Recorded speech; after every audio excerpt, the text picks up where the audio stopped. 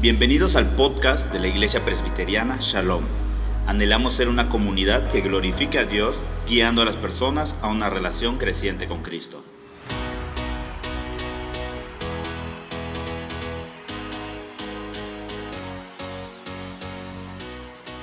Hola, soy Juan May. Conmigo se encuentran los tres pastores de nuestra iglesia Shalom. El pastor Obed. Hola Juan, ¿qué tal? ¿Qué tal, pastor? Qué gusto verte otra vez aquí con nosotros. El pastor Juan Fernando. Hola Juan, qué gusto poder estar otra vez en esta experiencia. Igual pastor y pastor Wilbur Madera. Hola Juan, ¿qué tal? Muy bien, pues bienvenidos a este segundo episodio de nuestro podcast de la iglesia presbiteriana Shalom, o como lo tenemos en nuestras redes Spotify, el Shalom Podcast. Así lo puedes encontrar y lo puedes compartir, lo puedes escuchar. Al igual que nuestro primer episodio, ahora tenemos nuestro segundo episodio. En este segundo episodio queremos hablar sobre nuestra serie del mes que estamos viendo, el mes de octubre, que le hemos llamado Diseño Divino. En esta serie hemos tocado temas que naturalmente los podemos llamar controversiales, llamativos o tal vez de mucho interés para nuestra comunidad. Entre ellos pudimos hablar, o estamos hablando en estos momentos, sobre la ideología de género y sobre la sexualidad. Y este podcast es una excelente oportunidad para que ustedes, pastores, nos platiquen por qué decidieron hablar sobre este tema en esta serie y qué importancia tiene en el momento en el que vivimos. Y al final de cuentas, ¿cuál es el propósito de la serie? ¿Qué queremos lograr con esta serie en octubre? Bueno, cuando estuvimos planeando no solamente este mes, sino todos los meses en nuestro programa de sermones, estuvimos viendo la necesidad de ver y voltear a ver qué es lo que está sucediendo alrededor de la iglesia y, por supuesto, también reconociendo que la iglesia no está 24/7 junta, sino que estamos en un mundo, estamos en una cultura, estamos en una ciudad y en esta ciudad se presentan una serie de temas culturales que van creando algunas dudas y van creando también algunos temas de interés que se van platicando, ¿no? como creyentes dentro de la iglesia. Y por supuesto uno de esos grandes temas que actualmente tenemos es el tema de la ideología de género. Sabemos que es un tema que tiene muchos vértices, es un tema que se está debatiendo en muchos foros políticos, ¿verdad? Universitarios y un sinnúmero de foros más. Pero la iglesia muchas veces se queda un tanto al margen o un tanto callada al respecto de esto. Y es algo que nosotros no queremos. La verdad es que deseamos hablar la verdad en amor, deseamos decir las cosas como son, conforme a la Escritura, no solamente en ese tema, sino en todos los temas. Y deseamos que el Evangelio sea el que resplandezca en la vida de las personas, de todas las personas.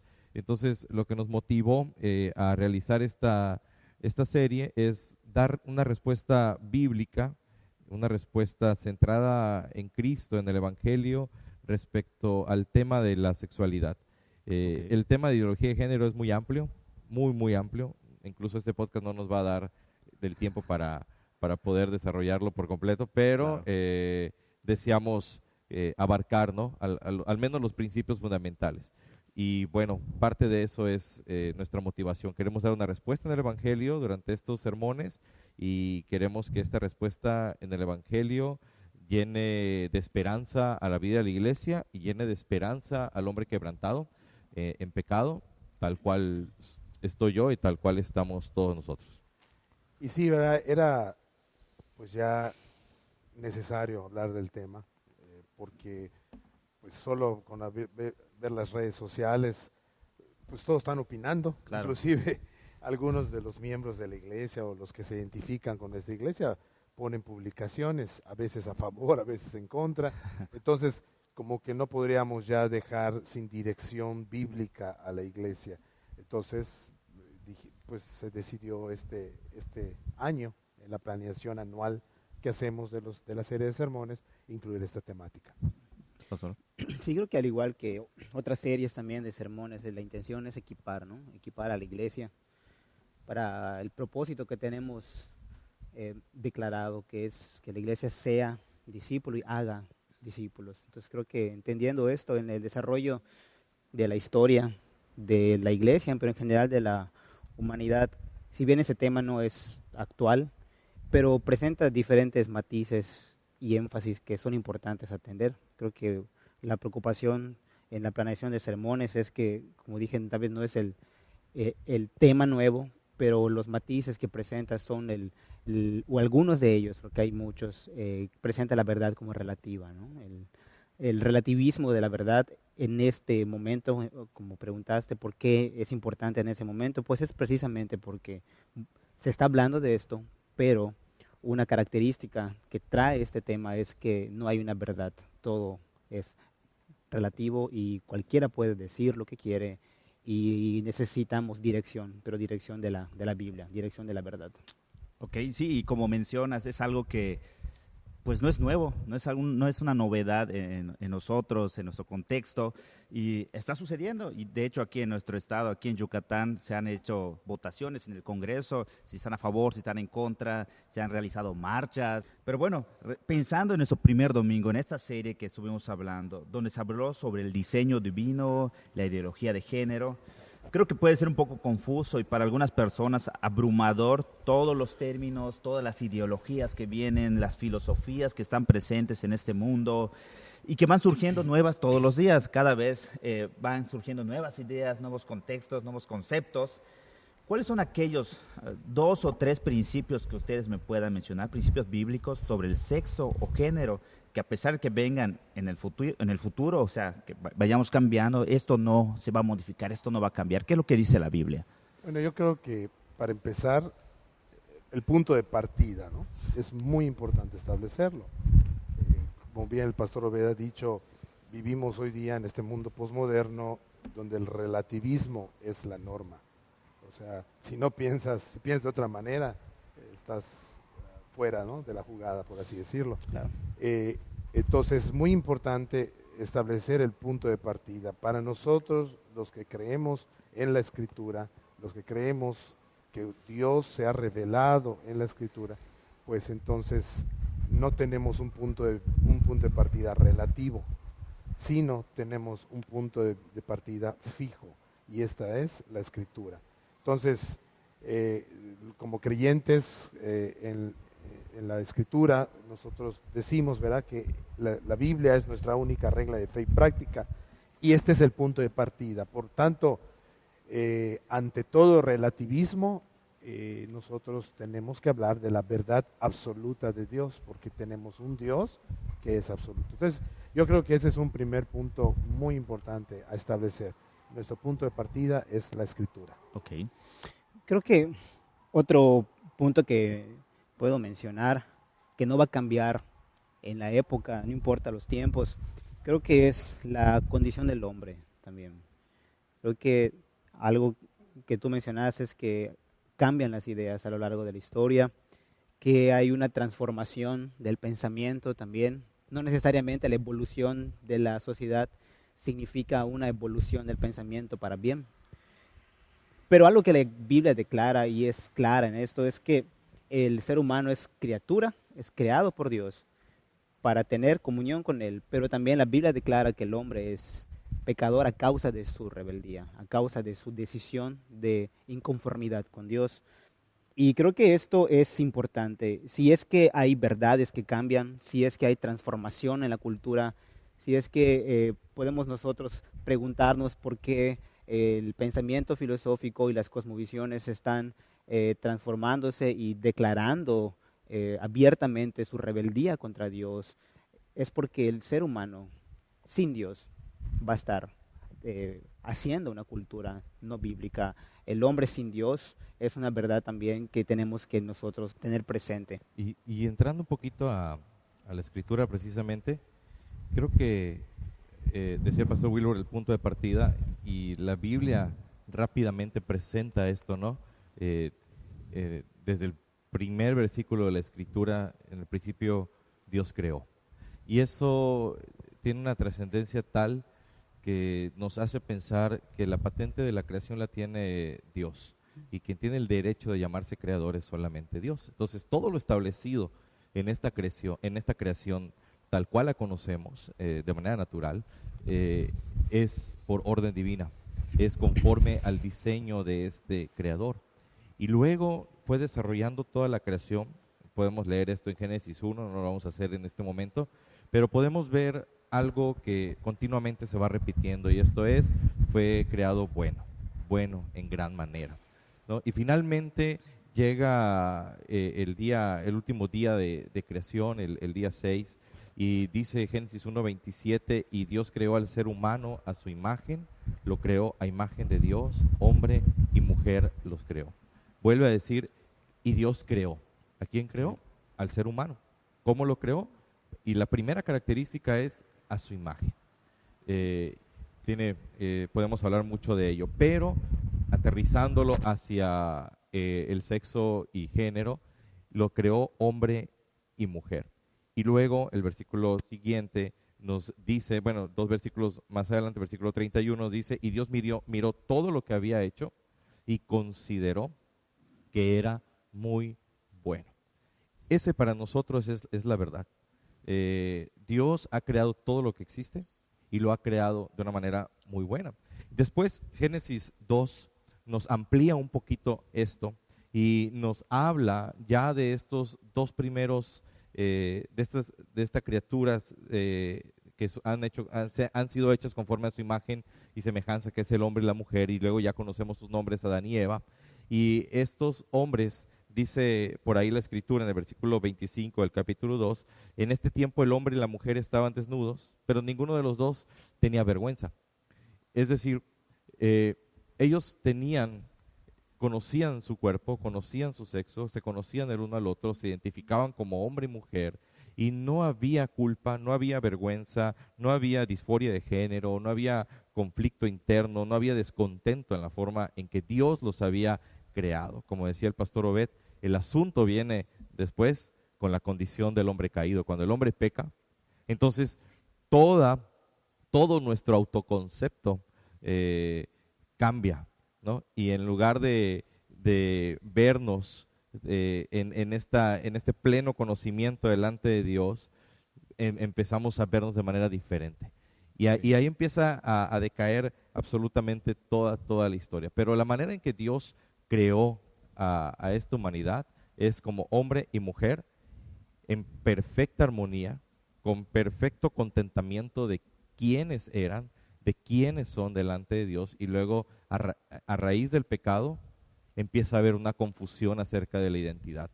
Y esta confusión acerca de la identidad se ha manifestado de muchas maneras a lo largo de la historia, y una de ellas actualmente, y precisamente es el sexo, ¿no? No sé si quieran ampliar un poquito. Sí, bueno, nada más por eso la insistencia en hablar del diseño divino. Claro. O sea, la postura bíblica cristiana es una postura que habla del diseño. Primero porque Dios es el creador, como se ha dicho, y hizo al hombre, como se ha dicho, a imagen y semejanza, de tal manera que el ser humano no es un fin en sí mismo, es imagen de alguien más. Si yo soy imagen de alguien más, no me puedo inventar a mí mismo, no puedo yo definirme a mí mismo, sino que soy la imagen, el reflejo de alguien más, y este alguien más es Dios. Claro, solo el creador nos puede definir a nosotros. Efectivamente, porque Él es el creador, como se ha dicho. Y Él lo definió, no tenemos que buscarle más, hizo varón y mujer, categorías absolutas, no relativas, no puestas a opiniones, pues está allí, ¿no? Es varón y mujer. Y este debe ser nuestra directriz principal ante todo lo que venga. El pecado pues ha distorsionado todas las cosas, ¿no? Pero como la pregunta era esta de qué principios, me parece estos tres principios a manera de resumen son muy importantes. Dios creador, el hombre hecho a su imagen, y tercero, hecho hombre y mujer. Yo diría esos son tres principios muy, muy importantes. El pecado entra luego, ¿verdad? Pero todo lo que trae el pecado a consecuencia no podemos verlo como algo, le llamamos natural porque estamos tan acostumbrados al pecado, ¿ya? Claro. Pero no es lo natural. las derivaciones del pecado, ya no podemos verlas como algo natural. Por eso el mismo Jesús en Mateo 19, cuando le preguntan acerca de esto, del divorcio en particular y el matrimonio, él refiere como al principio se hizo, ¿no? No fue así al principio varón y mujer, o sea, hace referencia al diseño. Y creo que como cristianos tenemos que estar constantemente regresando al diseño original. Creo que ampliando un poquito esta idea de bueno en gran manera, me parece una frase maravillosa porque cuando vemos a Dios, como bien dijo el pastor Juan Fernando, creando, es un artista que está viendo su creación y lo que Dios veía era agradable y era bueno. Y me gusta como nos han enseñado también a reflexionar teológicamente de esto, es que es la expresión de la voluntad de Dios. La creación está expresando la voluntad de Dios y el hombre y la mujer, dos estructuras diferentes, son la expresión de su voluntad y su voluntad es buena, es perfecta y es santa. Y eso no va a cambiar a lo largo de la historia. Esa va a mantenerse porque Él no cambia. Dios es eterno, es inmutable. Y creo que ese es otro principio que nosotros tenemos que considerar viendo un mundo que cambia, viendo un mundo que se transforma, viendo un mundo relativo. Para nosotros tenemos que descansar y confiar que la buena voluntad de Dios, al verla en su creación, esa es la dirección, esa es la correcta. Ok. Y sí, eso, perdón, pastor, adelante. Bueno, un poquito nada más uniendo esto con pues lo que promociona la ideología de género, ¿no? La ideología de género hace una diferencia entre nuestro sexo natural y nuestro concepto de género, nuestro autopercepción, autoconcepto de género. Es decir, yo puedo naturalmente haber y sexualmente con los cromosomas y demás nacido hombre, pero puedo tener un autoconcepto de mí de mujer o de otra especie, ¿no? O verme inclinado hacia otras cosas. Creo que lo que la ideología de género promueve es cómo te autopercibes, y cómo te autopercibas, eso es lo que eres, ¿no? Y la raíz bíblica de esto precisamente es que nuestro autoconcepto ha sido destruido si no lo define Dios. Y cuando lo definimos por nosotros mismos, vamos a crear en nosotros mismos una confusión cada vez más errada. Ahora, esto tiene una historia. La ideología de género en sí no es algo nuevo, tiene algunas décadas y que se han venido construyendo. Comentábamos antes del primer sermón entre los pastores un poco de esto, y lo que vemos es que en la década de los 50, si no me equivoco, ahorita quiero que me ayuden, había una distinción, ¿no?, entre género y sexo. Sexo se usaba para hombre o mujer, ¿verdad? Y género se usaba más bien para la gramática, para definir cuestiones gramaticales de género, femenino, masculino, neutro, ¿no? Y viene después la década de 50, 60 y se une, ¿no? Se empalma la una con la otra, de tal manera, por ahí lo escuchamos de otro pastor, se une y la gramática pasa a la biología, y de tal manera que sexo y género quedan iguales, ¿no? Como uno solo, términos indistintos. Posteriormente viene toda la revolución sexual y demás, y empieza ya a surgir la ideología de género como tal, y ahora se vuelve a separar. Y al separarse, empieza este concepto, pero se separa mal, ¿no? Ahora, en esta nueva separación de las palabras, sexo es una cosa, para los del género, puede ser hombre o mujer naturalmente, pero género es otra cosa. Género es la manera en cómo tú te estás autopercibiendo, de tal manera que no tiene nada que ver con tu cuerpo físico. Okay. ¿Cómo te sientes? Sino cómo te sientes, cómo te percibes. Y esta idea es nueva en un sentido, pero es muy vieja. Es demasiado vieja. Esto es parte del gnosticismo y es parte de la dicotomía griega, ¿no? De esta separación entre lo material y lo inmaterial, y este dualismo, gracias, que nos habla acerca de que lo inmaterial o lo espiritual es superior a lo material. No, nosotros defendemos lo siguiente: nosotros nuestro cuerpo físico es parte de nuestra definición de identidad como imagen de Dios. No solamente la manera en cómo nos autopercibimos, sino nuestro cuerpo físico, tal cual es, con todas las características físicas con las que Dios nos ha establecido, es parte de nuestra identidad como imagen de Dios. Y en ese sentido, tanto hombre y mujer tienen la misma dignidad. De tal manera que podemos decir, no es que tengamos cuerpo, sino somos cuerpo. Okay. Dios nos ha creado cuerpo y eso es nuestra identidad como imagen de Dios. Ok, ¿algo más que quieran añadir? Perfecto. Bueno, perdón.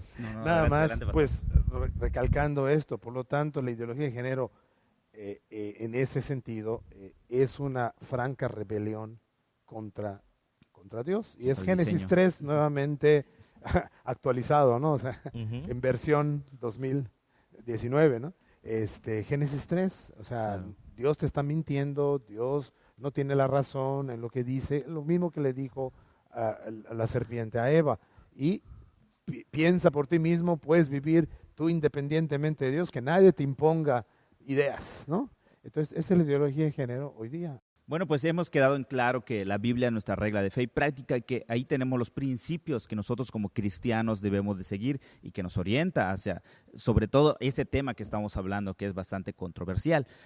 Pero muchas otras personas utilizan también la Biblia para defender esta bandera y defender esta ideología.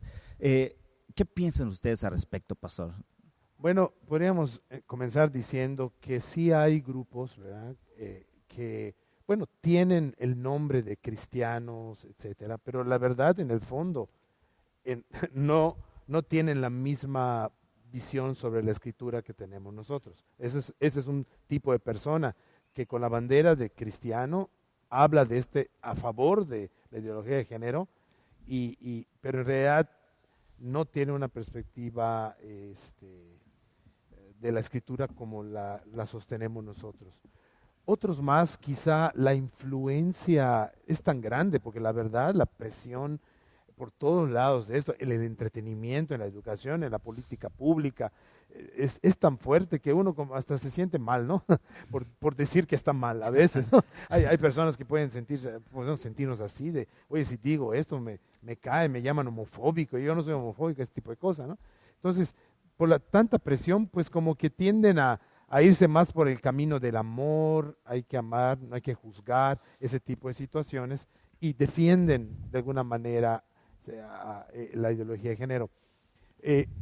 Pero hay otros más que la manera en que lo hacen, usan el texto bíblico, por supuesto, como nosotros, pero lo que hacen es según ellos, una relectura del texto. Es decir, ellos alegan que estamos erróneos en la manera en la que hemos leído el texto.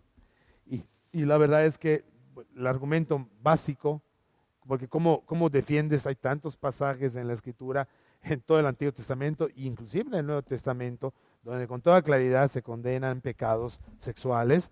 Y cabe mencionar que no solo los muy conocidos, la homosexualidad o algunos otros de estos pecados, sino otros más, ¿no?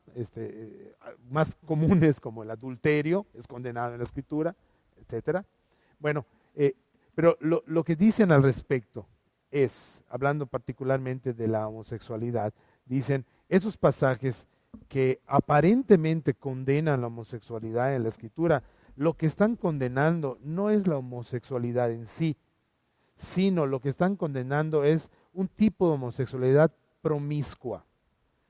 Si se trata de una relación monógama, fiel, entre personas del mismo sexo, no es lo que la Biblia está condenando, sino la promiscuidad sexual. Este es el argumento, la línea básica de argumentación, como que quieren reinterpretar estos pasajes de esa manera, pero la verdad es que pues viendo contextos, viendo situaciones, es nada más, francamente, la influencia tan grande que ya existe al respecto. Habiendo dicho esto, también cabe recalcar, ¿verdad?, que tampoco la postura que estamos teniendo acerca de la Escritura y al punto que estamos tratando, no implica que nosotros como que odiemos a las personas, ¿verdad? No implica que nosotros tengamos el derecho de burlarnos de las personas, no implica que nosotros maltratemos a las personas, no, todo eso son pecados. Si lo hacemos, estamos pecando realmente y vamos a arrepentirnos. Ahora, la verdad de la Escritura siempre está acompañada de la manera de expresarla, ¿no? O sea, la manera correcta de expresarla. Verdad y gracia siempre van juntas, sabiendo que la homosexualidad o estos pecados que son los que se quieren exaltar hoy día, no son pecados que se cuezan aparte, sino que son pecados como todo pecado que requiere la misma solución, que es el Evangelio. Y eso debe estar muy claro en nuestras respuestas siempre, en la manera en que comunicamos estas verdades. La verdad y la gracia siempre van juntas. Bueno, la pregunta, perdón, que hiciste, sin duda, para aquellos que escuchan, estarán pensando o pensarán, pues que nosotros somos un grupo, ¿verdad? Que estamos diciendo nuestra opinión y que hay otros grupos cristianos también que opinan diferente a nosotros, como bien dijiste. Inclusive digo cristianos, porque este tema tan controversial como comenzamos a platicar, pues ya se ha manifestado en diferentes grupos y han declarado su opinión o han tomado un punto de apoyo. Y es cierto, hay comunidades cristianas que ya se han declarado a favor de la ideología de género. Inclusive, creo que pueden las personas que escuchan y todas las personas de a pie encontrar que hay pastores también ordenados, hay matrimonios celebrados también, por pastores o por comunidades cristianas. Tal vez en México no es tan frecuente, no se está llevando a cabo, pero en el país vecino, Estados Unidos, ya hay iglesias cristianas que tú ves desde la fachada o escuchas sermones o ves a los líderes que abiertamente se han declarado a favor de esta ideología de género. Respondiendo a la pregunta, yo reflexionaría que es muy importante atenderla porque creo que ellos y nosotros argumentan con la misma Biblia, como tú bien dices, están argumentando con la misma escritura. Y eso puede ser confuso para las personas. Sin embargo, un aspecto importante, muy ligado a la pregunta inicial, a la primera pregunta que hacías, es que si la Biblia es la verdad y es la palabra de Dios, es la palabra de un Dios que está hablando con autoridad, no es nuestra palabra, es la palabra de Dios. Nosotros somos los mensajeros de Dios y nosotros no tenemos el derecho de cambiar esta palabra. Nosotros no somos quienes vamos a presentar la escritura de la manera en la que Dios no quiere que se presente. Entonces, pueden presentar la misma escritura, pero es muy importante que todos aquellos que escuchen estas verdades expuestas a favor, pues tengan en consideración que la escritura es completa, es toda la Biblia. El Evangelio, como dijo el pastor, es completo. No solamente es un solo pasaje, sino la palabra de Dios se revela en toda la Biblia. Entonces, muchas veces estos predicadores o cristianos exponen el Evangelio incompleto. Creo que exponen las buenas nuevas para las personas, la aceptación, el perdón, el amor. Dios es amor, Dios te acepta, Dios te quiere, Dios te ama como eres, Dios vino para amar, no concibo a un Dios. En la Biblia no hay un Dios, hay un Dios de amor, hay un Dios que te acepta, ¿no? Entonces, esto es cierto, la Escritura habla de esto. Pero el Evangelio completo habla acerca de las buenas nuevas de salvación para el pecador arrepentido, el pecador que necesita redención. Y el Evangelio completo trae esperanza para las personas. Entonces, es importante que nosotros entendamos que esa lectura que están haciendo las personas y esa manera de interpretar la Biblia, como ya dijo el pastor, no es porque la Biblia sea incompleta o sea incorrecta, no descansa esos argumentos en que la Biblia esté equivocada, porque bien dijo el pastor, hay una relectura de la Escritura, hay una relectura en nuestra época posmoderna que viene de una argumentación hermenéutica de deconstrucción. Y lo que esta hermenéutica deconstructiva promueve es precisamente esto, que quitemos al autor, despeguemos al autor del texto. Dejemos al texto por el texto mismo y el autor ya no es, y ya no debe ser tomado en cuenta para interpretar el texto. Ahora debe ser tomado en cuenta y le llama la teoría de la recepción, al que lee. Según como lea la persona, según lo que interprete la persona, eso es importante. Y entonces la verdad, para cualquier persona que lea la Escritura, si es verdad para él, si es importante para él, si es relativo para esa persona, entonces lo va a hablar, lo va a presentar de esa manera. Inclusive, la teoría de la deconstrucción que quita al autor, que le da ponderancia al lector en la teoría de la recepción, igual nos dice que la Biblia es un libro antiguo, es un libro oriental, es un libro que no tiene que ver con nuestra cultura. Pero es cierto, las personas que se acercan a la Escritura pueden ver que es un libro que habla de una época, de un tiempo específico, pero la palabra de Dios es eterna, es permanente, es verdadera. Y no está hablando a solamente culturas específicas, sino está hablando a sus criaturas, a la creación, al hombre. Está revelándose para la necesidad de su creación. Entonces, creo que las personas que argumentan con la Biblia y presentan una tergiversación, una mala hermenéutica de la Escritura, están quitando al autor, están poniendo al lector como el más importante y están justificando su interpretación en base a su cultura, en base a su tiempo. Pero eso no es correcto. La misma Escritura, la Biblia misma, descansa en que es palabra de un Dios de autoridad, un Dios real, un Dios verdadero y un Dios que se ha revelado. Bien. Y creo que nos hemos dado cuenta que nuestra sociedad ha sido permeada por esta ideología y por todas partes, en la escuela, en centros de trabajo, hasta la misma iglesia ha sido atacada por esta ideología. Al ser parte de esta sociedad, vivimos con gente que piensa así, obviamente, y que tiene convicciones muy fuertes respecto a la ideología de género, a la orientación sexual, matrimonio igualitario, etcétera. ¿Cuánto debemos insistir dando nuestra opinión y cuándo debemos alejarnos y dejar estas situaciones por la paz con estas personas que tienen esa ideología? Pastor Juan Fernando. Ok. Creo que en el sentido, no debemos alejarnos. Es decir, el día que la iglesia se aleje de las personas que tienen estas convicciones, creo que estaremos ahí ya perdiendo la batalla. ¿En qué sentido digo no debemos alejarnos? Creo que la iglesia de Cristo es quien tiene la respuesta de Dios para todos estos temas, quien tiene la esperanza, y no porque la misma iglesia per se la tenga, sino porque el Evangelio lo provee. Y los cristianos somos quienes a través de nuestras relaciones llevamos el Evangelio a otras personas, ¿no?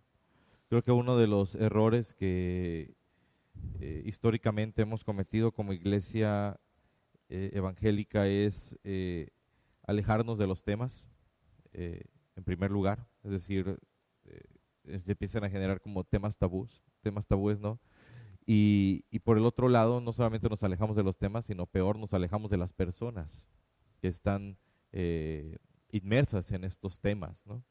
De tal manera que si no nos gusta el tema de la prostitución, pues obviamente no nos acercamos a las personas, ¿no?, que están inmersas en ese tema. Si no nos gusta el tema de la homosexualidad, si nos hace sentir incómodos, pues nuestra tendencia es alejarnos de las personas que tienen o que luchan con este conflicto de identidad sexual. Juan, creo que igual yo diría que hasta no decir nada, ¿verdad? Claro. Creo que hasta no decir nada es una manera de tomar una posición y creo que la Sí. iglesia no debería también Así guardar iba, ¿no? silencio. O sea, en primer lugar es la relación, ¿no? Lo primero creo es no alejarnos relacionalmente de las personas. O sea, es decir, si mi familia, mi grupo de amistades, hay esto, creo que tenemos que mantener la relación. Y segundo, no podemos quedarnos callados. O sea, la relación por sí, hay un mal entendimiento de esto, ¿no? Muchos dicen, puedes dar testimonio sin decir nada, ¿no? O sea, que tu vida misma predique y demás. Creo que es hacia lo que el pastor Obed estaba apuntando, ¿no? Pero no, o sea, no tienes que decir nada. Y algún día tal vez ellos te pregunten. No, creo que no solamente es eso, ¿no? O sea, testimonio cristiano es nuestra vida y nuestras palabras. Hablar del Evangelio tal cual. Y sí, en los momentos que el Señor nos presente para hablarlo, tenemos que hacerlo, ¿no? Debemos hacerlo, y podría decir estamos cristianamente obligados a poder dar la respuesta bíblica a los temas, ¿no? Pero guardar, mantener, ¿no? Generalmente, cuando nosotros hacemos estas dos cosas, lo que sucede es que muchas veces no nos alejamos nosotros, sino que algunas personas se alejan de nosotros, ¿no? Pero vaya, la Escritura nos dice, en cuanto depende de ustedes, estar en paz los unos con los otros, ¿no? Y creo que el abordaje que debemos darle es precisamente esto, en el Evangelio, estando conscientes de quiénes somos nosotros también, ¿no? Por la gracia de Dios soy lo que soy, dice Pablo, ¿no? Y es una realidad. Es la gracia la que nos ha abierto los ojos a poder ver estas realidades. Entonces, cuando yo me acerco a una persona, sea quien sea, me estoy acercando a una persona que tiene el mismo problema que yo tengo, ¿no? Y creo que hay que encontrar, para hablar la verdad en el Evangelio, con todo tipo de personas, pero vamos a hablar específicamente de personas que tienen estas convicciones y que tal vez no las tengan solo filosóficamente, sino también en la práctica. Primero hay que buscar el punto de encuentro, es decir, ¿en qué somos iguales tú y yo? ¿No? Y somos iguales en que estamos quebrados, ¿no? En que el pecado ha hecho un desastre con mi vida y el pecado ha hecho un desastre con tu vida, ¿no? En que no soy mejor persona que tú y tú no eres mejor persona que yo. O sea, el pecado nos ha engañado, nuestra naturaleza nos hace tener una autopercepción errada en cuanto a nuestra identidad, y tú tienes una percepción errada en cuanto a esta parte de tu identidad y yo seguramente las tengo en cuanto a otras. O sea, si yo le pregunto a una persona cualquiera, ¿cómo te consideras? Generalmente las personas van a decir, yo me considero una buena persona. Pero si retamos a las personas a que se enfrenten a la Escritura, pues van a ver que en la Escritura nos identifica como personas malas naturalmente, ¿no? Y ahí empezamos a tener estos puntos de encuentro, es decir, nuestra autopercepción humana es errada fuera de la Escritura. Y esto puede tomar diferentes caminos, y uno de esos caminos es la ideología de género, pero yo puedo tomar otro camino en cuanto a mi autopercepción y tal vez pensar que entre más religioso soy voy a ser una mejor persona y estaré igual de perdido que tú en ese punto. Es decir, creo que tenemos que encontrar un punto de encuentro en cuanto a quiénes somos sin Cristo, y de ahí lo que hemos estado diciendo, ¿no? O sea, ¿quién es el que tiene la respuesta? Y la respuesta no la tienes ni tú, y la respuesta no la tengo yo. La respuesta la tiene alguien más, superior a nosotros, y es lo que hemos abordado ya al principio de nuestra plática, y ese es Dios. Dios creador, la Escritura como fundamento firme, y Cristo Jesús como quien ha venido a ser la respuesta, quien ha venido a restaurar todas las cosas para la gloria de su Padre, y para que nosotros podamos restablecer esta imagen que hemos perdido, ¿no? Y sí, a veces la actitud que asumimos que debemos tener es esa, ¿no? Como yo ya soy creyente, yo ya no soy pecador como otros, entonces emulo más una actitud de fariseo, ¿no? Autojusticia. Sí, autojusticia. En Lucas capítulo 15, versículo 1 y 2, nos habla de eso precisamente, cómo los que eran considerados lo peor de lo peor en la época de Cristo se acercaban para oírle. O sea, esto es fabuloso, ¿no? ¿Por qué? Porque él dice, los recibía y comía con ellos. Era la acusación que hacían los fariseos. Los recibe y come con ellos. El aspecto relacional que el mencionaba. aspecto relacional. Entonces, el Evangelio en ese entendimiento de que la gracia de Dios es lo que me sostiene, es lo mismo que me va a llevar a recibir a las personas y comer con ellas relacionalmente, y en ese contexto de la relación, en testimonio y palabras del Evangelio, es que Dios hace cosas maravillosas, como lo haría y lo hace en la vida de cualquier persona. Hay un pasaje que me llamó mucho la atención, es Tito 3:3-5. Dice, en otro tiempo también nosotros éramos necios y desobedientes. Estábamos descarriados y éramos esclavos de todo género de pasiones y placeres. Vivíamos en la malicia y en la envidia. Éramos detestables y nos odiábamos unos a otros. Y el punto es también nosotros. O sea, incluirnos en esta condición de hombre caído, ¿no? Y luego dice versículo 4, pero cuando se manifestaron la bondad y el amor de Dios, nuestro Salvador, Él nos salvó.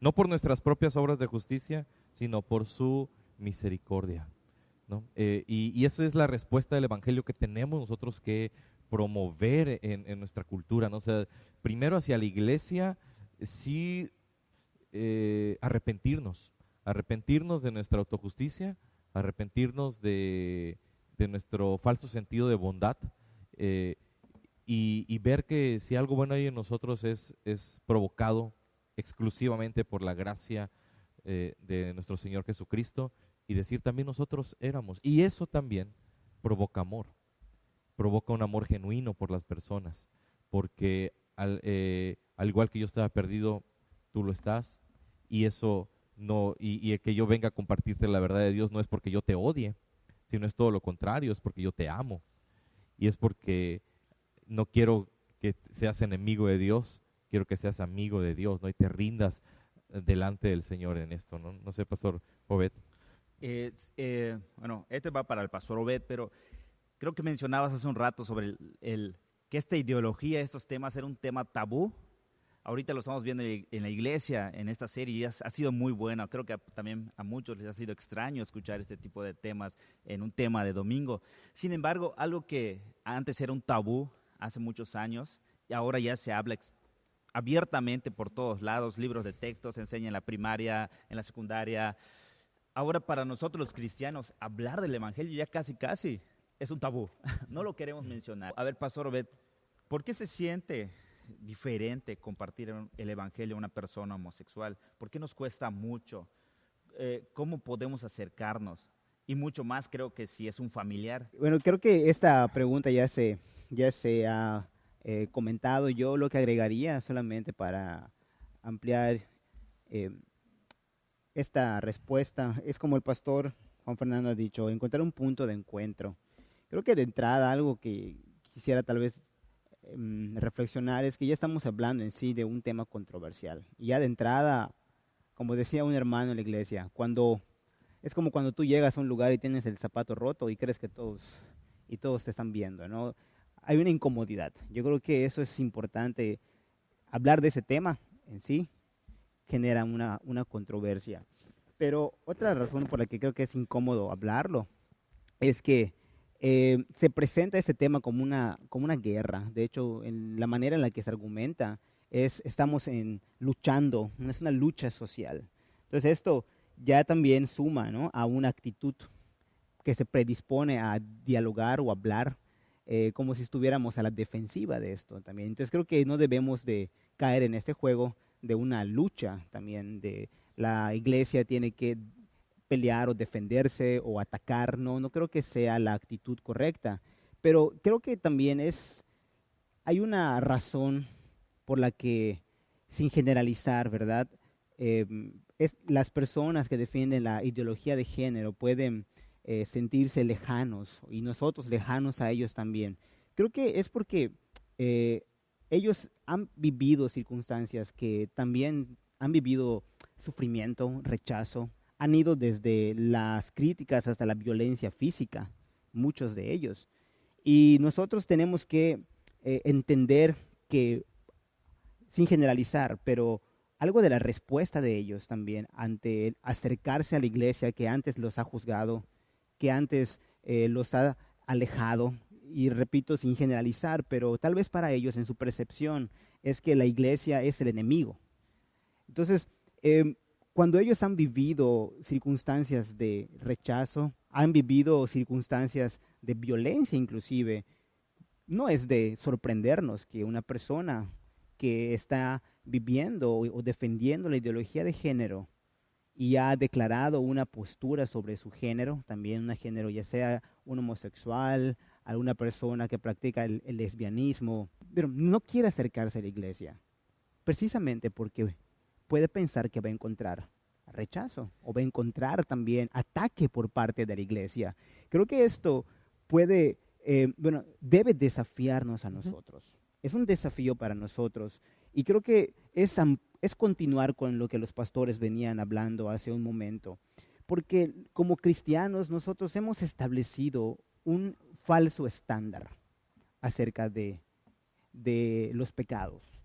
Los creyentes tenemos inclusive pecados respetables que consideramos menos gravosos que la persona que está abiertamente externando su decisión por la ideología de género.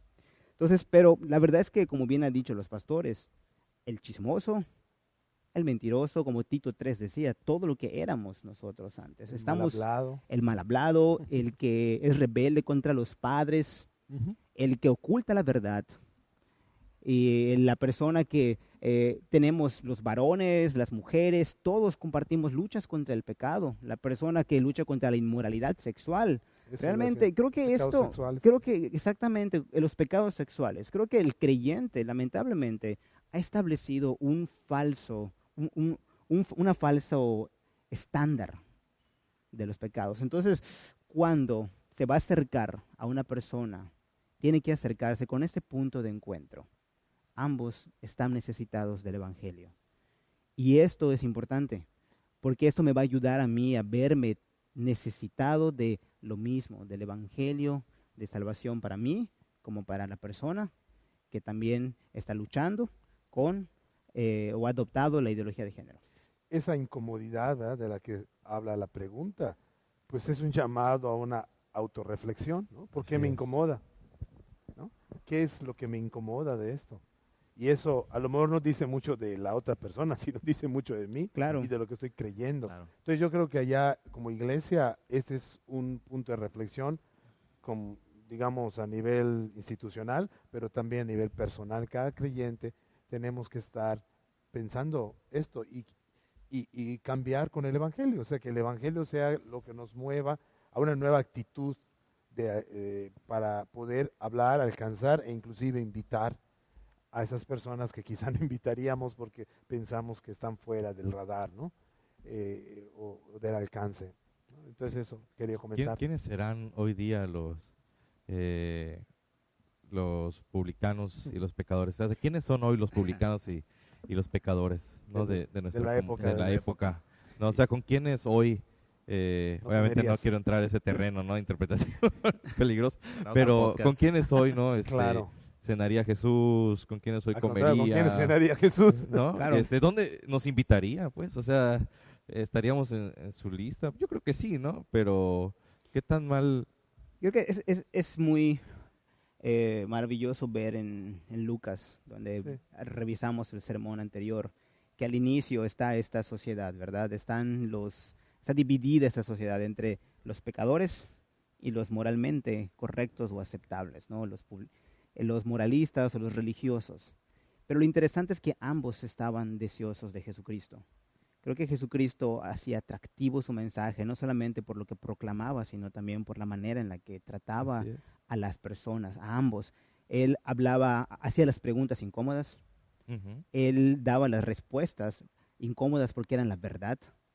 Y su deseo de Jesucristo era tocar el corazón de ambos, tocar el corazón de todos. Y creo que eso es también importante, dejar de ver a las personas como una etiqueta, como un problema, y empezar a verla como persona. Ver a la persona.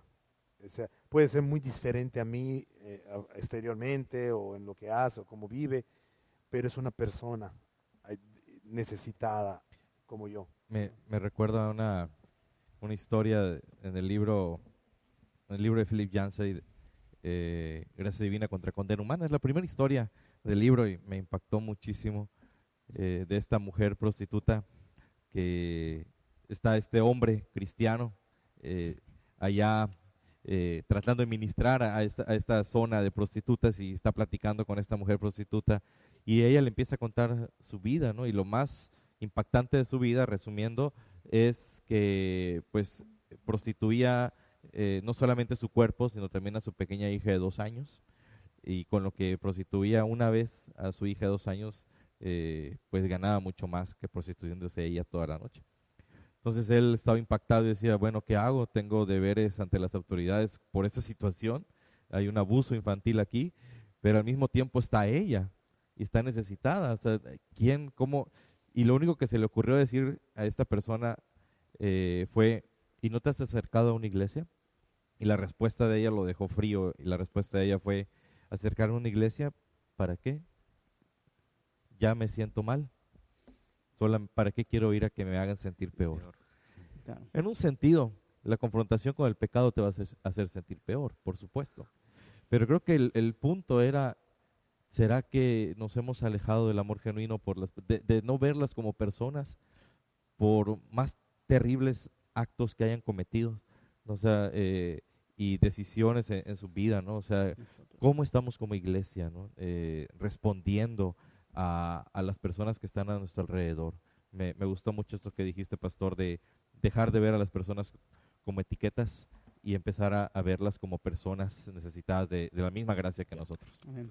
Es que este tema podemos hablar mucho tiempo sobre esto, pero pues por cuestiones de tiempo tenemos que ir acortándolo. ¿Alguien tiene alguna opinión más acerca de esto? Algo que para ir finalizando y cerrando. Pues a manera de conclusión, ¿verdad?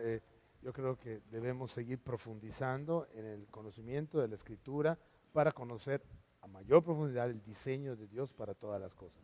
Perfecto. Obviamente reconocemos que nos quedamos cortos en el tema, hay mucho que hablar, pero para irnos con un pensamiento, al menos de mi parte, creo que solamente en el Evangelio podemos descubrir quiénes somos, y solamente el Evangelio es quien nos va a proveer de la verdad. Entonces, para tener una correcta percepción de quiénes somos, para qué fuimos creados, cuál es nuestro propósito en esta tierra, necesitamos acercarnos al Evangelio. No solamente esto es para personas que están confundidas con su sexualidad, sino para todos nosotros. Si quieres tener una correcta percepción de quién eres, descúbrete en el Evangelio.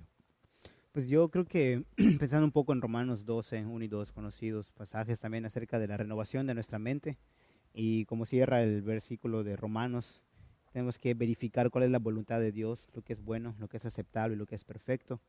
Creo que es muy pertinente porque hay mucho material, tanto el que habla de lo correcto, de lo bíblico, como el que habla de lo que no es bíblico.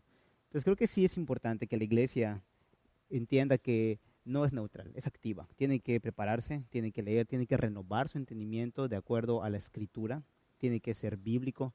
Y creo que para este fin es bueno que nosotros mismos como pastores o líderes, pues presentemos también estos materiales que se han publicado y que son buenos para la reflexión y para nutrir a la iglesia. Hay libros desde Nancy Pearson, que ha publicado Ama tu cuerpo. Nancy Pearson también ha publicado otros textos sobre cosmovisión. Hay también otros textos del debate de transgénero. Dios y el debate transgénero. Dios y el debate transgénero. También, y hay otros materiales que yo creo que es importante que nos acerquemos. Y si alguien de la iglesia quiere nutrirse más, quiere aprender más, esa es la actitud también. Y acérquense, pregunten, lean, inclusive, y si se acercan a algún texto o algún video del cual tienen duda, también no se queden con esa duda, sino acérquense a los pastores o acérquense a alguna autoridad, ancianos de la iglesia, para que puedan ellos también guiar y dar dirección a las preguntas de la iglesia. Pues muchas gracias, pastores, por todas sus respuestas. Hermana, hermano, gracias por escucharnos en este episodio. Compartan este link con sus compañeros y hermanos de grupos pequeños. Esperemos que nos vuelvan a escuchar en el siguiente episodio. Muchas bendiciones y Dios los bendiga a todos. Si tienes alguna duda o pregunta, escríbenos a shalompodcast95@gmail.com y no olvides compartir este link y suscríbete a nuestros canales de Spotify, iVoox, YouTube para escuchar los siguientes episodios.